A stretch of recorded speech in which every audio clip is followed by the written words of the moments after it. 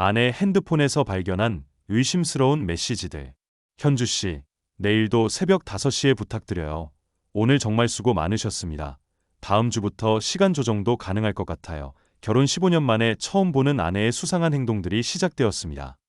평생 집 밖으로 나가는 일이 거의 없던 내성적인 아내가 갑자기 새벽마다 화장까지 하고 어디론가 사라지는 걸까요? 그리고 지갑에서 발견한 30만 원짜리 봉투들. 전업주부인 아내가 도대체 어디서 이런 돈을 구한 걸까요? 밤마다 다른 남자의 이름을 중얼거리며 잠꼬대하는 아내. 옷에서 나는 낯선 남성 향수 냄새. 그리고 어느 날 우연히 목격한 충격적인 장면까지. 설령 그 진실이 우리 15년 결혼 생활을 산산조각 낼지라도 이제는 알아내야 했습니다. 대체 아내에게는 어떤 비밀이 숨겨져 있었던 걸까요? 사연 시작하기 전에 무료로 할 수 있는 구독과 좋아요 부탁드립니다. 따뜻한 마음으로 잠깐 꾹꾹 눌러주시면 틀림없이 좋은 일이 찾아올 거예요. 안녕하세요. 제 이름은 박민수입니다. 올해 42살이 되었어요. 서울 강서구에서 중소기업 과장으로 일하며 살아가는 평범한, 아니, 어쩌면 평범하지 않은 남편이죠. 아내 현주와는 15년 전 맞선으로 만나 결혼했고 고등학교 2학년인 딸 수진이와 함께 30평 아파트에서 살고 있습니다. 처음에는 모든 게 행복했어요. 아내는 결혼 후 줄곧 전업주부로 지내면서 집안일을 완벽하게 해줬거든요. 성격도 내성적이고 조용해서 바깥 활동은 거의 하지 않았죠. 동네 마트 가는 것 외에는 특별히 나갈 일도 없고 친구들과의 모임도 1년에 한두 번 정도. 그런 아내가 전 정말 고마웠어요. 제가 회사에서 힘든 일이 있어도 집에 오면 따뜻한 밥과 함께 오늘 고생했어요. 라고 말해주는 아내가 있었으니까요. 딸 수진이 교육에도 열성적이었고 가계부도 꼼꼼히 써가며 살림을 알뜰하게 꾸려나갔습니다. 그런 아내에게 이상한 변화가 생긴 건 정확히 2달 전이었습니다. 그날도 여느 때처럼 새벽 5시 30분에 알람이 울려서 출근 준비를 하려고 일어났어요. 그런데 뭔가 이상했습니다. 평소 같으면 아내가 이미 부엌에서 아침 준비를 하고 있을 텐데 집안이 너무 조용한 거예요. 혹시 몸이 아픈가 싶어서 조심스럽게 아내를 깨우려고 침대를 살펴봤는데 이불만 가지런히 정리되어 있고 사람은 없었습니다. 이상했어. 결혼 15년 동안 아내가 저보다 먼저 일어나지 않은 적이 없었거든요. 화장실에서 세수를 하고 있는데 현관문이 조용히 열리고 닫히는 소리가 들렸습니다. 처음엔 신문 배달이나 우유 배달 정도로 생각했죠. 하지만 거실로 나가보니 신발장에서 아내 운동화가 사라져 있더라고요. 현주아, 어디 갔어? 대답이 없었습니다. 혹시나 해서 화장실도 확인해봤지만 역시 없었어요. 처음엔 단순하게 생각했습니다. 아, 일찍 산책 나갔나 보다. 하지만 곰곰 생각해보니 이상했어요. 아내는 평생 아침 운동이라곤 해본 적이 없는 사람이었거든요. 게다가 새벽 5시에 산책을 나간다고요. 15년을 함께 살면서 한 번도 없던 일이었습니다. 30분쯤 지났을까요? 현관문이 다시 열리는 소리가 들렸어요. 거실로 나가보니 아내가 살짝 숨이 찬 상태로 들어오고 있었습니다. 여보, 어디 갔다 왔어? 아내는 잠깐 당황하는 표정을 지었어요. 평소 같으면 자연스럽게 대답했을 텐데 이번엔 눈을 제대로 마주치지 못하면서 말했습니다. 아, 그냥 잠이 안 와서 좀 걷고 왔어. 목소리도 평소와 달랐어요. 뭔가 떨리고 있다는 느낌이 들었습니다. 하지만 그땐 별 생각 없이 넘어갔죠. 부부 사이에 의심을 하는 게 좋지 않다고 생각했거든요. 그래, 몸은 괜찮고, 응, 괜찮아. 오히려 걷고 나니까 개운하네. 그렇게 첫 번째 이상한 일은 넘어갔습니다. 하지만 이런 일이 계속 반복되기 시작했어요. 다음 날도 마찬가지였습니다. 새벽 5시에 일어나 보니 아내가 없었고 30분 후에 돌아왔죠. 그 다음 날도 똑같았습니다. 마치 정해진 시간표라도 있는 것처럼 정확히 새벽 5시에 외출해서 6시 전에 돌아오는 패턴이 생긴 거예요. 일주일째 되던 날, 저는 참을 수 없어서 조심스럽게 물어봤습니다. 여보, 요즘 매일 아침에 나가는데 혹시 어디 몸이 안 좋은 곳이라도 있어? 병원에 가봐야 하는 거 아니야? 아내의 손이 순간 멈췄습니다. 컵을 씻고 있던 손가락이 미세하게 떨리는 게 보였어요. 15년을 함께 살면서 아내의 이런 반응을 본 적이 없었습니다. 아니야. 그냥 나이가 들어서 잠이 잘 안 와 걷다 보면 피곤해져서 잠이 잘 오더라고. 거짓말이었습니다. 아내가 거짓말할 때의 표정을 제가 모를 리 없었거든요. 눈을 제대로 마주치지 못하고 말끝을 흐리는 버릇이 있었어요. 연애할 때부터 그랬던 걸 기억합니다. 뭔가 더 묻고 싶었지만 아내의 표정에서 더 이상의 대화를 원하지 않는다는 걸 느낄 수 있었습니다. 평소엔 뭐든 털어놓고 이야기하던 사이였는데 이렇게 벽을 치는 게 너무 낯설었어요. 그날 저녁, 딸 수진이가 저에게 조심스럽게 물어왔습니다. 아빠, 엄마 요즘 이상하지 않아요? 수진이도 눈치챈 거였어요. 평소 감이 예민한 아이라 뭔가 이상함을 느꼈나 봅니다. 수진아, 엄마가 왜 이상해? 아침마다 안 계시잖아요. 그리고 수진이가 잠시 망설이더니 말을 이었습니다. 어제 화장실 가려고 새벽에 일어났는데 엄마가 화장하고 계시더라고요. 새벽 5시예요. 화장이라고요? 아내는 평소에 화장을 거의 하지 않는 사람이었어요. 동네 마트 갈 때도 그냥 맨 얼굴로 나가곤 했는데 새벽에 화장을 하고 나간다니. 수진아, 혹시 엄마가 뭐라고 하시던? 글쎄요. 그냥 일찍 산책 나간다고 하셨는데 근데 아빠, 수진이의 목소리가 더 작아졌어요. 산책 가는데 왜 화장을 해요? 그것도 진하게. 가슴이 철렁 내려앉았습니다. 새벽에 화장을 하고 외출한다니. 도대체 누구를 만나려고 그러는 걸까요? 그날 밤 잠자리에서 아내를 유심히 살펴봤어요. 평소와 다를 게 없어 보였지만 뭔가 마음이 다른 곳에 있는 것 같았습니다. 핸드폰을 보는 시간도 늘었고 가끔 혼자 미소를 짓기도 했어요. 2주째 되던 어느 날 새벽, 저는 우연히 충격적인 장면을 목격했습니다. 화장실을 가려고 일어났는데 아내가 막 집에 들어오는 소리가 들렸어요. 시계를 보니 새벽 4시 50분. 평소보다 조금 일찍 돌아온 거였죠. 거실로 나가려다가 복도에서 멈춰 섰습니다. 현관에서 아내가 누군가와 전화 통화를 하고 있었거든요. 네, 오늘도 정말 감사했어요. 내일도 같은 시간에 갈게요. 목소리가 평소와 완전히 달랐어요. 부드럽고 상냥했습니다. 집에서는 들어본 적 없는 톤이었죠. 아니에요. 전혀 힘들지 않아요. 오히려 제가 더 기쁜 거려.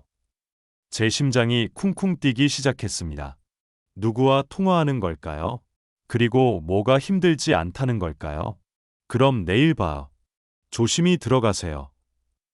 전화가 끝나고 아내가 현관에서 신발을 벗는 소리가 들렸어요. 저는 황급히 침실로 들어가서 자는 척했습니다. 잠시 후 아내가 조용히 침실로 들어왔어요. 숨소리로 봐서는 아직 잠들지 않은 것 같았지만 제가 깨어 있다는 걸 모르는 듯했습니다. 그때였어. 아내가 작은 소리로 중얼거렸습니다. 정말 고마운 사람이야. 내일도 열심히 해야지. 누구요? 누가 고마운 사람이라는 거예요? 가슴이 답답해서 숨쉬기가 힘들었습니다. 다음 날 아침, 평소처럼 아무 일 없다는 듯 아침을 먹는 아내를 보니 더욱 이상했어요. 정말 아무것도 모르는 사람 같았거든요. 여보, 어젯밤에 잠은 잘 잤어? 응, 잘 잤어. 예. 그냥 요즘 피곤해 보여서. 아내는 아무렇지 않게 웃으며 대답했습니다. 괜찮아. 오히려 요즘 컨디션이 좋은 것 같아. 거짓말이었습니다. 아내의 얼굴을 자세히 보니 눈 밑에 다크서클이 짙어져 있었고 평소보다 야위어 보였어요. 그날 오후 회사에서도 일에 집중할 수 없었습니다. 계속 아내의 생각만 났거든요. 혹시 정말로 그런 생각이 들 때마다 머리를 흔들었지만 의심은 점점 커져만 갔습니다. 퇴근길에 편의점에서 맥주를 사서 집에 돌아왔어요. 평소에 술을 잘 마시지 않는 편인데 그날따라 마시고 싶었습니다. 여보, 오늘 일찍 왔네요. 아내가 부엌에서 저녁 준비를 하며 인사했습니다. 평소와 다를 게 없어 보였지만 제 눈에는 모든 게 수상해 보였어요. 응, 일이 일찍 끝나서. 오늘 저녁 뭐야? 김치찌개 끓였어요. 좋아하잖아요. 평소 같으면 고마워라고 했을 텐데 그날은 왠지 그런 말이 나오지 않았습니다. 저녁을 먹으면서도 계속 아내를 관찰했어요. 혹시 다른 변화가 있나 싶어서요. 그런데 정말 놀라운 걸 발견했습니다. 아내의 손톱이 예쁘게 다듬어져 있었어요. 평소 집안일만 하던 사람의 손톱이 아니었습니다. 매니큐어까지 발라져 있었죠. 여보, 손톱 언제 했어? 아내가 깜짝 놀라며 손을 감췄습니다. 아, 그냥 집에서 했어. 또 거짓말이었어. 집에 매니큐어가 있는 것도 본 적이 없었거든요. 그날 밤 잠자리에 누워서도 잠이 오지 않았습니다. 옆에서 자고 있는 아내를 바라보며 온갖 생각이 들었어요. 15년을 함께 살아온 사람인데 이제는 그 사람이 누구인지 모르겠다는 생각이 들었습니다. 매일 같이 사는 사람인데도 완전히 낯선 사람 같았어요. 3주째 되던 금요일, 더욱 충격적인 일이 벌어졌습니다. 그날은 제가 감기에 걸려서 회사를 일찍 퇴근했어요. 평소보다 2시간 정도 일찍 집에 돌아온 거죠. 현관문을 열고 들어가는데 거실에서 아내의 목소리가 들렸습니다. 누군가와 전화 통화를 하고 있었어요. 네, 알겠어요. 내일도 같은 시간에 갈게요. 네, 정말 기대돼요. 저는 조용히 신발을 벗고 복도로 들어갔습니다. 아내가 전화 통화를 끝내는 소리가 들렸어요. 여보, 일찍 왔네. 아내가 놀란 표정으로 저를 쳐다봤습니다. 손에는 여전히 핸드폰을 들고 있었죠. 응, 몸이 좀 안 좋아서 일찍 왔어. 누구랑 통화했어? 아, 그냥 친구요. 어떤 친구? 아내가 잠시 당황하는 표정을 지었어요. 고등학교 동창이요. 거짓말인 걸 직감적으로 알 수 있었습니다. 아내의 고등학교 동창들은 제가 다 알고 있었거든요. 그리고 아내는 평소에 친구들과 통화를 거의 하지 않는 사람이었어요. 뭐라고 하던 그냥 안부 묻고 그랬어요. 더 이상 묻지 않았습니다. 아내가 거짓말하고 있다는 걸 확실히 알았지만 그 자리에서 따져 물으면 더 큰 문제가 될 것 같았거든요. 그날 밤 아내가 샤워하는 동안 저는 거실에서 TV를 보고 있었어요. 그런데 아내 핸드폰에서 문자 메시지가 왔습니다. 평소 같으면 절대 확인하지 않았을 텐데 그날은 왠지 보고 싶었어요. 죄스러운 마음이 들었지만 결국 핸드폰을 들어 확인했습니다. 현주 씨, 내일 새벽도 5시에 오시면 돼요. 오늘 정말 수고 많으셨고요. 다음 주부터는 시간 조정도 가능할 것 같아요. 발신자는 김 과장이라고 저장되어 있었습니다. 머리가 하얘졌어. 김 과장이라니. 남자였습니다. 그리고 수고 많으셨다. 시간 조정이라는 말들. 이건 분명히 어떤 일을 하고 있다는 뜻이었어요. 손이 떨려서 핸드폰을 제대로 잡을 수가 없었습니다. 가슴이 터질 것 같았어요. 그때 샤워실에서 물소리가 멈췄습니다. 아내가 곧 나올 거라는 뜻이었죠. 저는 황급히 핸드폰을 제자리에 놓고 TV를 보는 척했습니다. 여보, 뭐 봐? 샤워를 마친 아내가 거실로 나왔습니다. 평소와 다를 게 없어 보였지만 제 눈에는 모든 게 달라 보였어요. 그냥 뉴스. 피곤할 텐데 일찍 자요. 응. 그날 밤 저는 완전히 잠을 이룰 수 없었습니다. 온몸이 떨렸어요.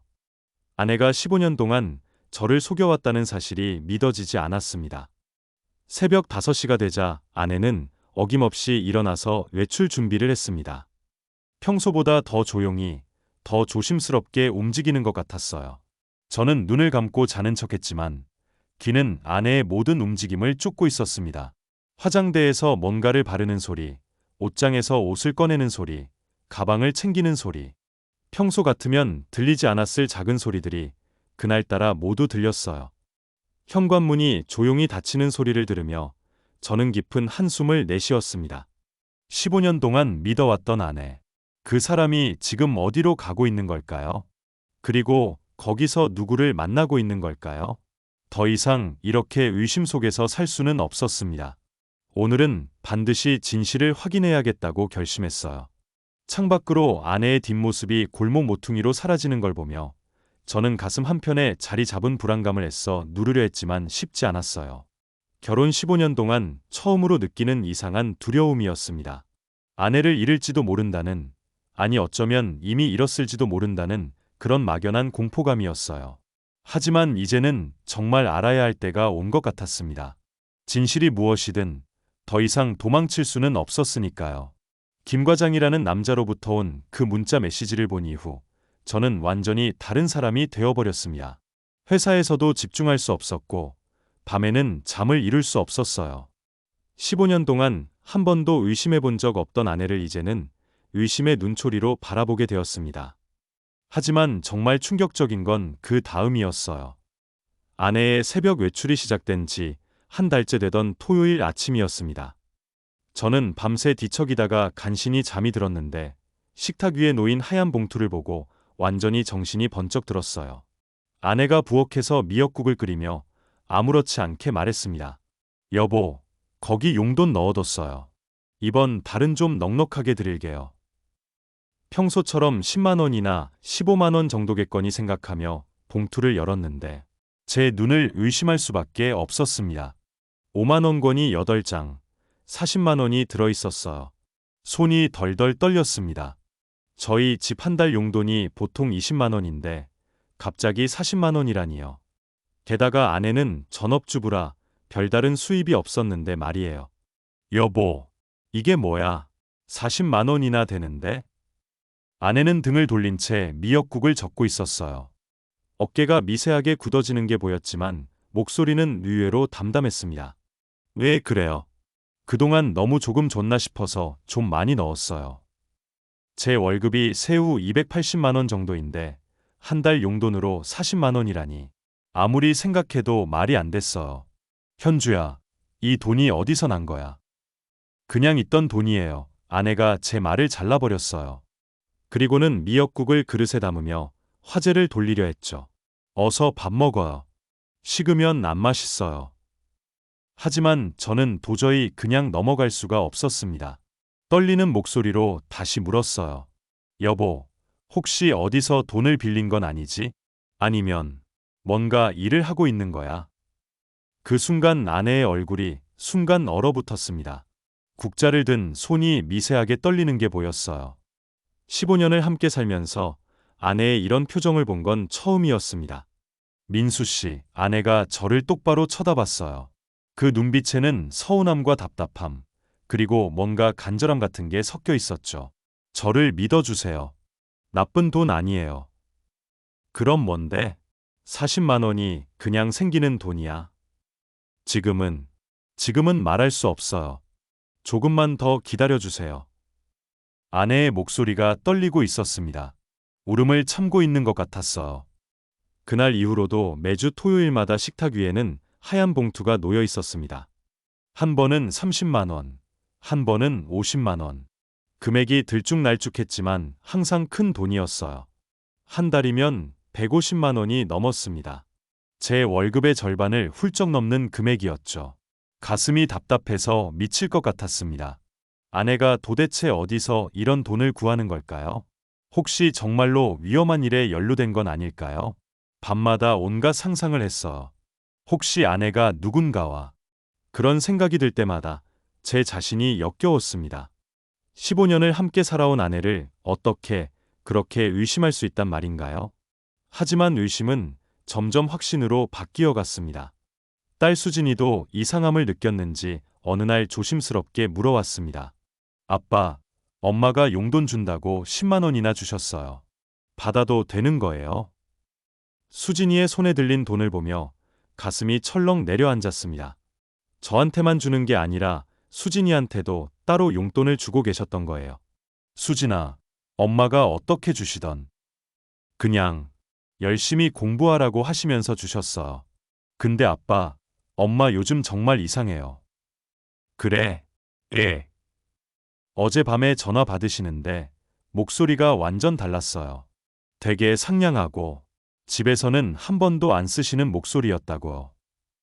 제 심장이 쿵쿵 뛰기 시작했습니다. 누구랑 통화하시던? 모르겠어. 근데, 네네, 알겠습니다. 감사해요. 이런 식으로 말씀하시더라고요. 마치 직장 상사한테 하는 것처럼. 직장 상사라고요? 전업주부인 아내가 왜 직장 상사 같은 사람과 통화를 하는 걸까요? 그날 밤, 저는 결심했습니다. 더 이상 추측만으로는 안 되겠다고. 직접 확인해 봐야겠다고. 다음 날은 마침 토요일이었어요. 아내가 평소처럼 새벽에 외출한 후, 저는 아내 방에 들어가기로 했습니다.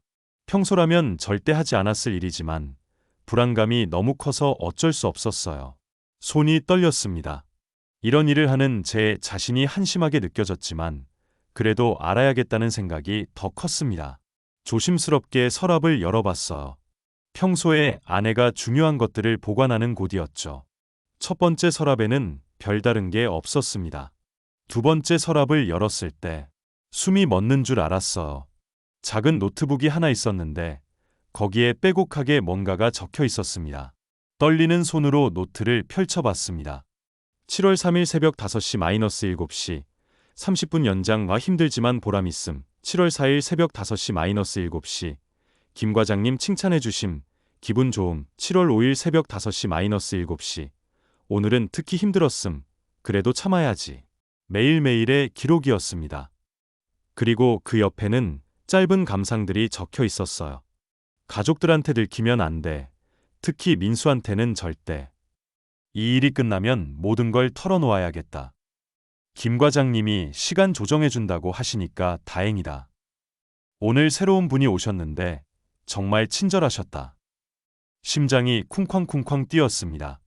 새로운 분이라니 도대체 어떤 일을 하고 있는 걸까요? 그리고 왜 저한테는 절대 들키면 안 되는 걸까요? 그때 노트 뒤쪽에서 더 충격적인 걸 발견했습니다. 명함이 하나 끼워져 있었어요. 김민호 과장, 사회복지법인 나눔터, 전화 010XXXXXX. 사회복지법인이라고요? 아내가 왜 사회복지법인 사람과 연락을 하는 걸까요? 손이 떨려서 명함을 제대로 잡을 수 없었습니다. 갑자기 현관문 열리는 소리가 들렸어요. 아내가 돌아오신 겁니다. 저는 황급히 노트와 명함을 제자리에 놓고 방을 나왔습니다. 하지만 가슴은 미친 듯이 뛰고 있었죠. 여보, 벌써 일어났어요. 아내가 거실로 들어오시며 평온하게 인사했지만 저는 제대로 눈도 마주치지 못했습니다. 죄책감과 궁금증이 뒤섞여 목소리가 떨렸어요. 응, 현주아. 오늘은 좀 늦었네. 네, 오늘은 조금 더 있다가 왔어요. 더 있다가 왔다고요.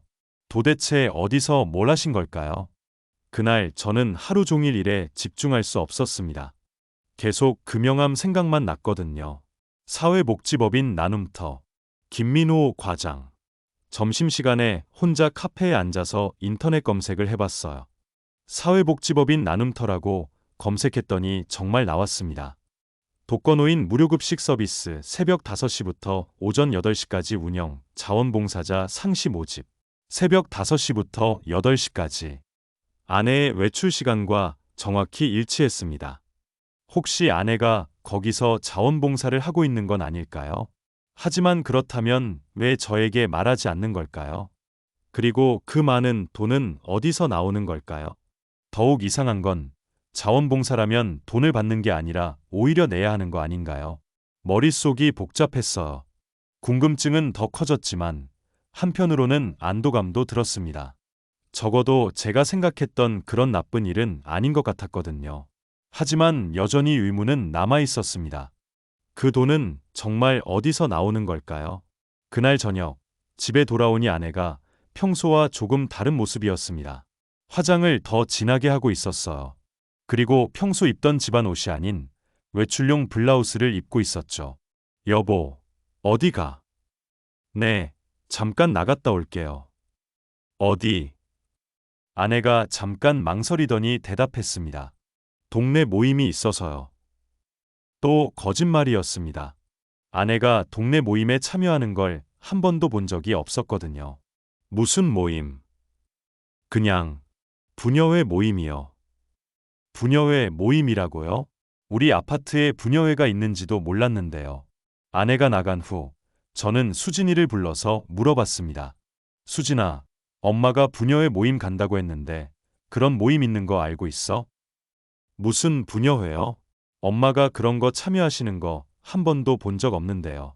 그리고 아빠, 우리 아파트에 부녀회 같은 거 없어요. 역시 거짓말이었습니다. 그럼 아내는 도대체 어디에 간 걸까요?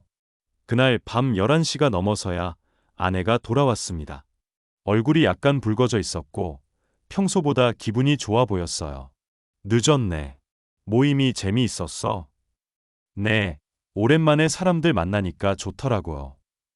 하지만 아내의 옷에서는 낯선 냄새가 났어요. 알코올 냄새는 아니었지만 뭔가 음식 냄새 같은 게 났습니다. 집에서 맡아본 적 없는 냄새였죠. 침대에 누워서도 잠이 안 왔습니다. 옆에서 자고 있는 아내를 바라보며 온갖 생각이 들었어요.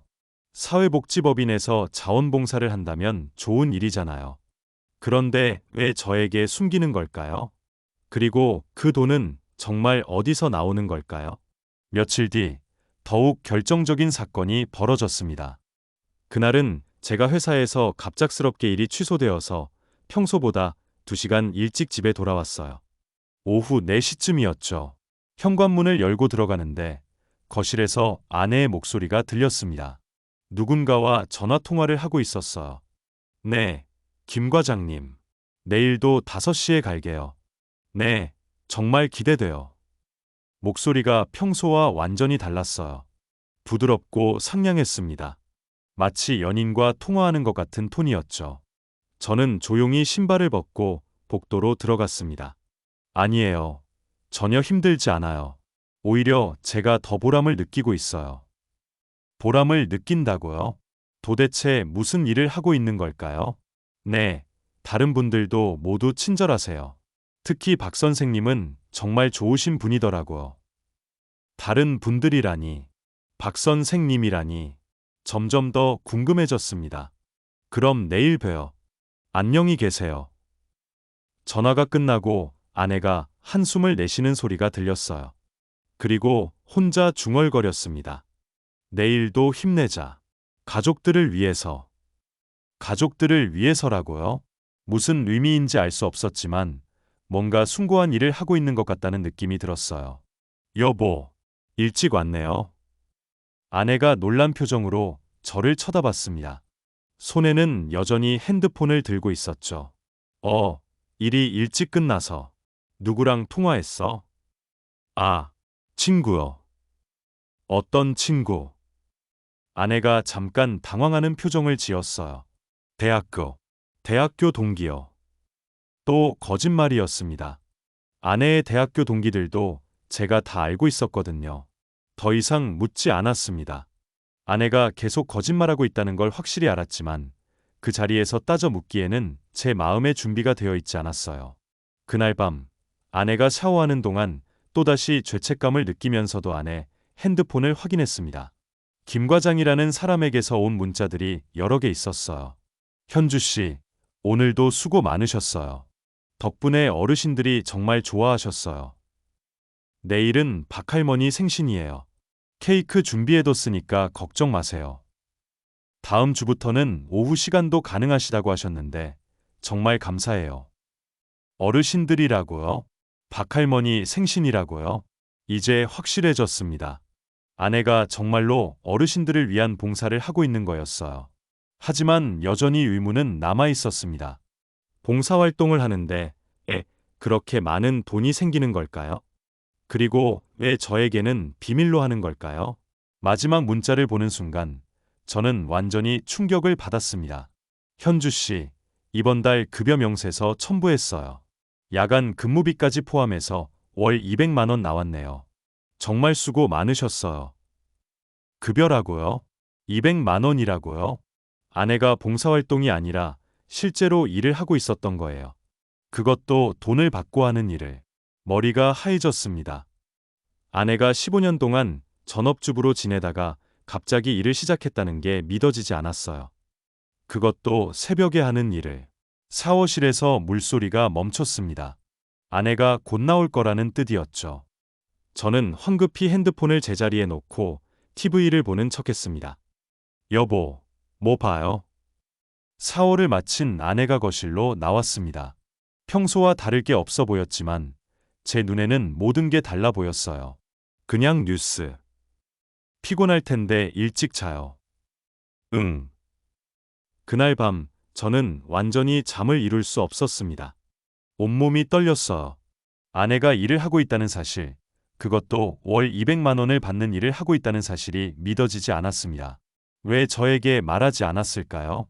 15년 동안 함께 살아온 부부 사이인데 이런 중요한 일을 왜 혼자 결정했을까요? 새벽 5시가 되자 아내는 어김없이 일어나서 외출 준비를 했습니다. 평소보다 더 조심스럽게, 더 조용히 움직이는 것 같았어요.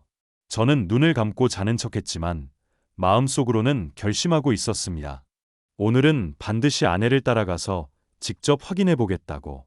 아내가 정확히 어디서 무슨 일을 하고 있는지, 왜 저에게 숨기고 있는지 알아내겠다고. 현관문이 조용히 닫히는 소리를 들으며 저는 15분 후에 아내를 뒤따라 나설 준비를 했습니다. 더 이상 추측과 의심 속에서는 살 수 없었어요. 진실이 무엇이든 이제는 직접 확인해야 할 때가 왔습니다.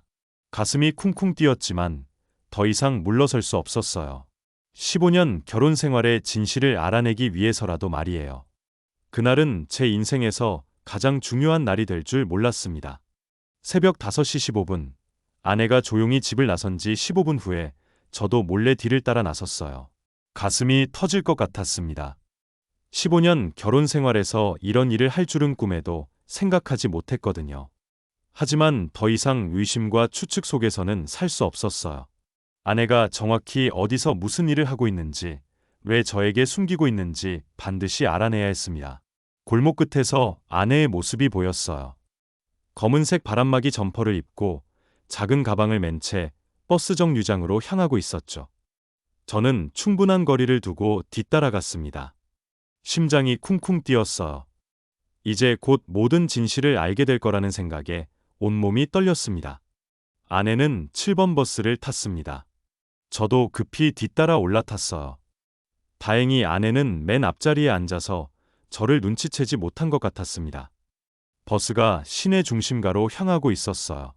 40분쯤 달렸을까요? 아내가 종로 3가에서 내렸습니다. 새벽 6시가 조금 넘은 시간이었는데도 벌써 사람들이 꽤 많이 보였어요.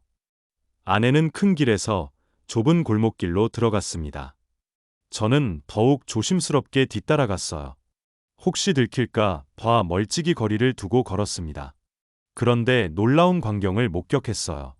아내가 걸어가는 골목길 양쪽으로 할아버지, 할머니들이 벌써 줄을 서 있는 거예요.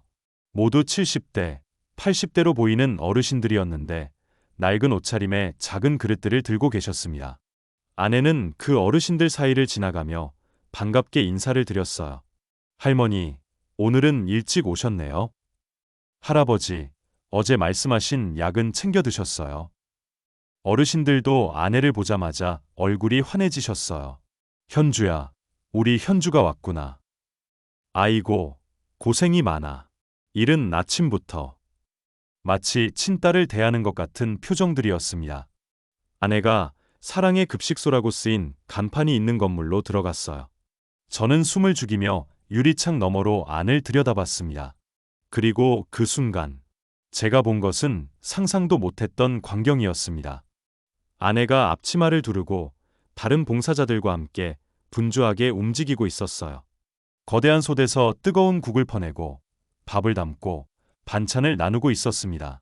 그런데 아내의 표정이 제가 15년 동안 한 번도 본 적 없을 만큼 밝고 행복해 보였어요. 현주 씨, 오늘도 일찍 오셨네요.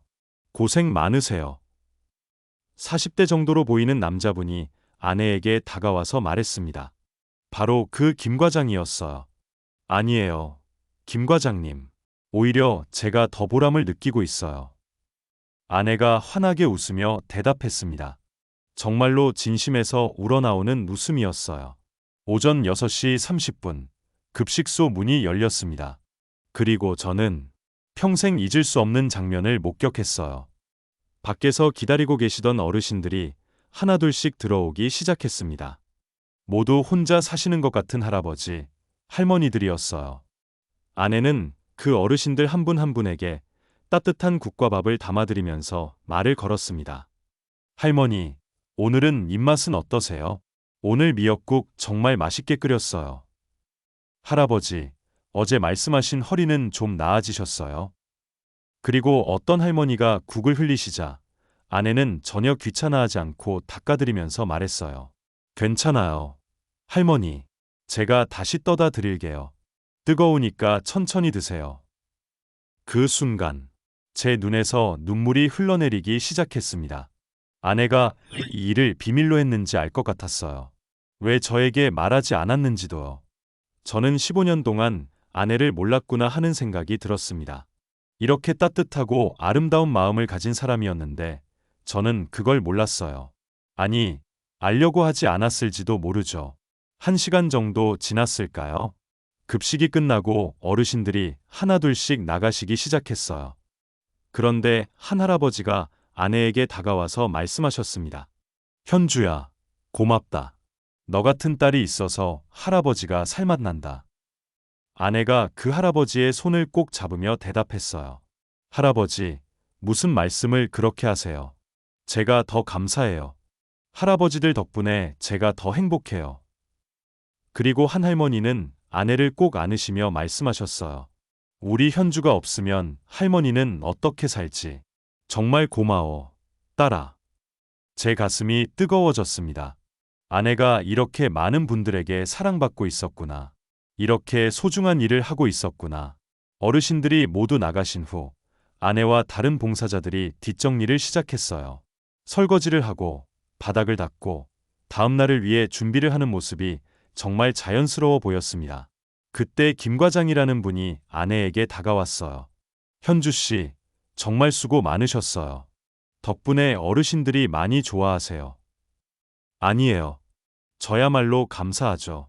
이런 좋은 일에 참여할 수 있게 해주셔서. 그런데 현주 씨, 가족분들은 모르시죠? 이 일을. 아내의 표정이 잠깐 어두워졌어요. 네, 아직 말하지 못했어요. 남편이 걱정할까 봐서요. 언젠가는 말씀하셔야죠. 현주 씨가 하시는 일이 얼마나 소중한 일인데요. 그래야겠죠. 시간이 되면. 그 대화를 듣는 순간 제 마음이 너무 아팠습니다. 아내가 이렇게 소중하고 의미 있는 일을 하고 있는데 저는 그걸 의심하고 있었다니. 심지어 나쁜 일을 하고 있는 거 아닌가 하고 생각했다니. 제 자신이 너무 부끄러웠어요. 오전 8시 모든 일이 끝났습니다. 아내가 다른 봉사자들과 인사를 나누고 급식소를 나섰어요. 저는 급히 몸을 숨겼습니다. 그런데 아내가 급식소 앞에서 잠시 멈춰섰어요. 그리고 건물을 돌아보며 혼자 중얼거렸습니다. 오늘도 보람찬 하루였어. 내일도 열심히 하자. 그 말을 들으며 제 눈에서 또다시 눈물이 흘러내렸어요. 아내는 버스를 타고 집으로 향했습니다. 저도 조심스럽게 뒤따라 집으로 돌아왔어요. 집에 도착해서도 한동안 현관 앞에 서 있었습니다. 어떤 얼굴로 아내를 마주해야 할지 모르겠더라고요. 15년 동안 함께 살면서 아내를 제대로 알지 못했다는 사실이 너무 부끄러웠어요. 그리고 이렇게 아름다운 일을 하고 있는 아내를 의심했다는 게 너무 죄송했습니다. 문을 열고 들어가니 아내가 부엌에서 아침 준비를 하고 있었어요. 평소와 다를 게 없어 보였지만 제 눈에는 완전히 다른 사람으로 보였습니다. 여보, 일찍 일어났네요. 아내가 환하게 웃으며 인사했습니다. 그 웃음이 너무 아름다워 보였어요. 저는 더 이상 참을 수 없었습니다. 현주아. 네. 미안해. 아내가 당황한 표정으로 저를 바라봤어요. 갑자기 왜 그래요? 내가 정말 바보였어. 제 목소리가 떨리기 시작했습니다. 여보, 무슨 말이에요? 현주야, 나 알고 있어. 내가 어디서 뭘 하고 있는지. 아내의 얼굴이 순간 창백해졌어요. 국자를 든 손이 떨리는 게 보였습니다. 뭘 안다고요? 사랑의 급식소. 독거 노인분들을 위한 무료 급식. 새벽 5시부터 8시까지. 아내가 주저앉았습니다. 의자에 털썩 앉으며 눈물을 흘리기 시작했어요. 어떻게 알았어요? 오늘 따라갔어. 처음부터 끝까지 다 봤어. 저도 아내 앞에 무릎을 꿇었습니다. 현주야, 정말 미안해. 내가 너를 의심했어. 너무 죄송해. 아내가 고개를 저었어요. 아니에요. 제가 잘못했어요. 말씀드렸어야 하는데. 왜 말하지 않았어? 이렇게 좋은 일을 하고 있는데 왜 숨겼어? 아내가 눈물을 닦으며 대답했습니다. 당신이 걱정할까 봐서요. 새벽에 나가는 것도 그렇고, 힘든 일인 것도 그렇고, 그리고 당신 혼자 돈 벌어서 가족을 책임지고 있는데, 제가 이런 일을 한다고 하면 부담스러워할까 봐서요. 부담스럽긴 뭐가 부담스러워? 이렇게 멋진 일을 하고 있는데. 제가 아내의 손을 꼭 잡았어요. 현주야, 나 정말 자랑스러워.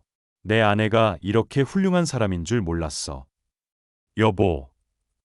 그런데 왜 돈을 받는 거야? 봉사활동 아니야. 아내가 작게 웃었어요. 처음에는 봉사활동으로 시작했어요. 그런데 김 과장님이 너무 열심히 하고 잘한다고 정식 직원으로 일해달라고 하시더라고요. 새벽 시간대는 구하기 힘들다면서요. 그래서 월급을 주신다고 하는데 처음에는 받기 싫었어요. 돈 때문에 하는 일이 아니었거든요. 그런데 아내가 잠시 말을 멈췄어요. 그런데 수진이 대학 등록금 생각하니까 그리고 당신이 매달 가계비 때문에 스트레스 받는 거 보니까 제가 조금이라도 도움이 되면 좋겠다는 생각이 들었어요. 제 가슴이 뜨거워졌습니다. 그래서 받기 시작한 거야. 네, 하지만 정말로 돈 때문에 하는 건 아니에요. 그 할아버지, 할머니들을 만나는 게 제 하루 중에서 가장 행복한 시간이에요. 그때 수진이가 방에서 나왔어요. 아빠, 엄마, 왜 이래요? 우는 거예요. 저와 아내가 서로를 바라보며 웃었습니다. 수진아, 와봐. 엄마가 얼마나 대단한 일을 하고 있는지 말해줄게. 그날 아침, 우리 가족은 처음으로 모든 걸 털어놓고 이야기했어요. 아내가 어떤 마음으로 이 일을 시작했는지, 어떤 보람을 느끼고 있는지, 그리고 왜 저에게 말하지 못했는지. 수진이도 처음에는 놀랐지만 곧 엄마를 자랑스러워했어요. 엄마, 정말 멋있어요. 우리 엄마가 그런 일을 하고 있었다니. 수진아, 미안해. 말하지 않아서. 괜찮아요. 이해해요. 그런데 이제는 숨기지 마세요. 우리가 도와드릴게요. 그날 저녁, 저는 회사에서 일찍 퇴근해서 사랑의 급식소를 다시 찾아갔어요. 이번에는 숨어서가 아니라 당당하게요. 김 과장님을 만나서 인사드렸습니다. 안녕하세요. 이현주 씨 남편 박민수라고 합니다. 아, 현주 씨 남편분이시군요. 현주 씨 이야기 많이 들었어요.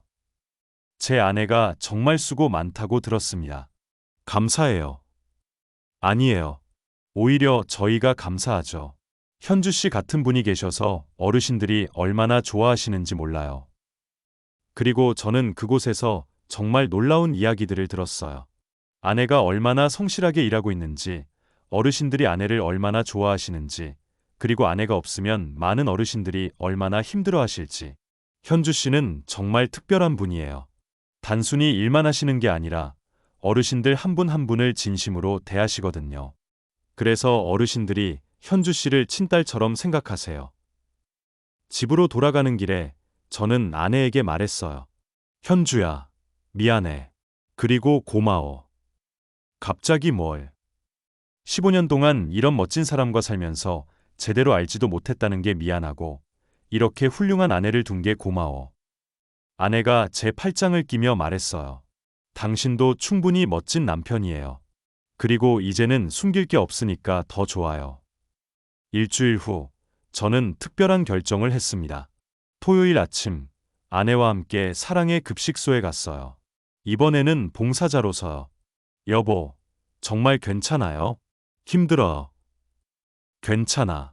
내 아내가 하는 일인데 나도 함께하고 싶어. 그날 아침, 저는 평생 잊을 수 없는 경험을 했어요.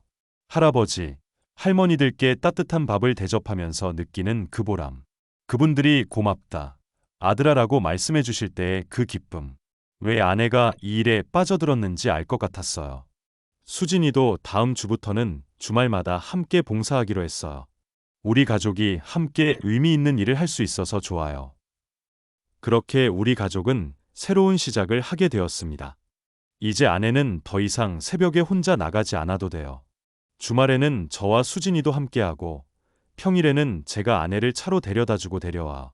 그리고 가장 중요한 건 우리 가족 사이에 더 이상 비밀이 없다는 거예요. 서로를 더 깊이 이해하게 되었고 더 사랑하게 되었어요. 어제 저녁 아내가 말했어요. 여보, 처음에는 들킬까 봐 무서웠는데 이제는 정말 다행이라는 생각이 들어요. 예. 우리가 함께 할 수 있게 되어서요. 그리고 당신이 제가 하는 일을 자랑스러워해 주셔서요. 저도 아내의 손을 꼭 잡으며 말했어요. 현주야, 나도 정말 다행이야. 15년 만에 내 아내가 이렇게 멋진 사람이라는 걸 알게 되어서. 그리고 어제 급식소에서 한 할머니가 저에게 말씀하셨어요. 아들아, 내 아내는 정말 천사야. 우리 같은 늙은이들을 친딸처럼 돌봐주는 사람이 세상에 몇이나 되겠니? 그 말을 들으며 저는 다시 한번 깨달았어요. 제가 얼마나 복받은 사람인지. 이렇게 아름다운 마음을 가진 사람과 15년을 살아왔고 앞으로도 함께 살아갈 수 있다는 게 얼마나 행복한 일인지. 지금 우리 가족은 그 어느 때보다 행복합니다. 서로를 더 깊이 이해하게 되었고 함께 의미 있는 일을 하면서 더 가까워졌어요. 그리고 무엇보다 사랑의 진정한 의미를 알게 된 것 같아요. 사랑은 의심하는 게 아니라 믿는 거였고 숨기는 게 아니라 나누는 거였고 받기만 하는 게 아니라 함께 주는 거였어요. 매일 아침 급식소에서 만나는 할아버지, 할머니들을 보면서 저희 가족은 배웁니다. 진정한 행복이 무엇인지, 삶의 진짜 의미가 무엇인지를. 그리고 오늘도 아내는 새벽 5시에 일어나서 급식소로 향합니다. 더 이상 혼자가 아니에요. 저와 수진이가 함께 응원하고 있고 주말에는 함께하고 있거든요. 이제 저는 확신할 수 있어요. 제 아내가 세상에서 가장 아름다운 사람이라는 걸. 그리고 저희 가족이 세상에서 가장 행복한 가족이라는 걸.